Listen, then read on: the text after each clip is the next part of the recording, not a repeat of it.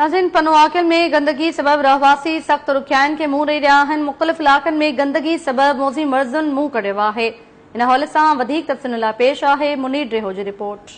पनवाकिल शहर जी जेकी सूरत गंदगी वारी सूरत हाल थी वई आहे। शहर जा मुख़्तलिफ़ पाड़ा आहिनि जिते गंदगी वधी वई आहे। गटरनि जो पाणी जेका आहे निकिरी पियो आहे ऐं घरनि में काए पियो आहे। शहरी जेके गॾु थियल आहिनि, असां उनखे पुछासीं त पाणी जेका घरनि में केतिरनि ॾींहंनि खां बीठो आहे ऐं छो बीठो आहे। ख़ासि करे जॾहिं खां हाणे पीपल्स पार्टी जी हुकूमत आई आहे, असांजे इलाइक़े में हिन इलाइक़े में कोई बि तरक़ियाती कमु न थियो आहे।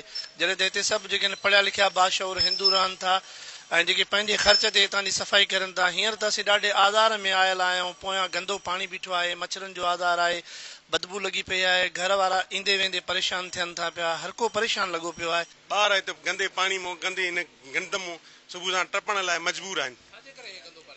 बसि कोई जमानदार खणण लाइ तयारु न आहे। चवंदा असांजी ड्यूटी न आहे। हेॾे खोड़ माण्हुनि खे चवंदा आहियूं हा बाबा असांजी ड्यूटी न आहे। काफ़ी टाइम खां वठी इहो पाणी जो मसइलो आहे ऐं असां सां इहा वेदन आहे। बराए महिरबानी करे असां टाउन अमलदारनि ऐं साईं खुर्शीद शाह खे गुज़ारिश कयूं था त बराए महिरबानी करे ये जल्द ऐं जल्द एक्शन वठी असांखे सहूलियत मुहैया कई वई।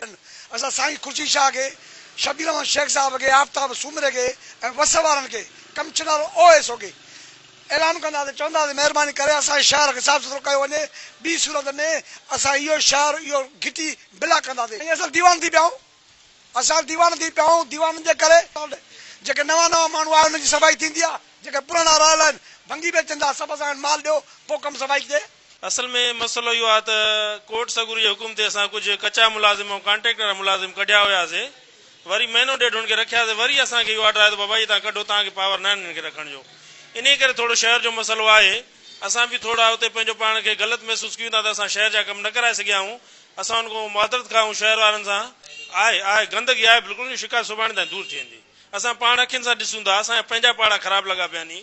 अमले जी कमी जे करे इनशाला 2 टीं ॾींहंनि में सॼो हिसाब सिधो थी वेंदो। जी, पनवाकिल शहर जे मुख़्तलिफ़ पाड़नि में गटरनि जो गंदो पाणी जेका उथरी पियो आहे ऐं घरनि में जेका काए पियो आहे। शहरी सख़्तु परेशानियुनि जे मोलनि में गंदगी जा ढेर बणिजी विया आहिनि। ॿारनि खे मलेरिया थी वई आहे ऐं सफ़ाई न हुजण खे सख़्तु परेशानी खे मुंहुं ॾिसणो पए पियो। कैमरामैन कामरान रहियो सां गॾु मुनीर रहियो, KTN न्यूज़, पनवाकिल।